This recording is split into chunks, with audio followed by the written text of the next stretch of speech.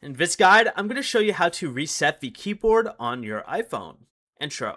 Begin by opening Settings and search for Keyboards. Go ahead and tap Keyboards and then select Keyboards again at the very top. Then choose Add New Keyboard. You'll want to add a temporary keyboard such as English UK.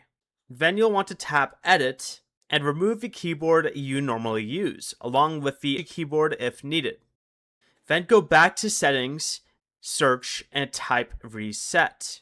Select Reset Keyboard Dictionary, select the Reset button, and then select Reset Keyboard Dictionary. You'll then have to enter your iPhone passcode and then confirm it. Now you can return to the Keyboards menu, tap Add New Keyboard, re-add your normal keyboard such as English US, and add the emoji keyboard again. Finally, you can delete that temporary keyboard you added earlier. I already did. And your keyboard settings and Learn Dictionary will now be reset. Before you leave, remember to like the video and subscribe to the channel with all notifications on for more content like this. It really does help out the channel and we'd greatly appreciate it. And if you did have any questions, just ask them down in the comment section below. I'm going to be doing my best to reply to every single comment down there. Peace.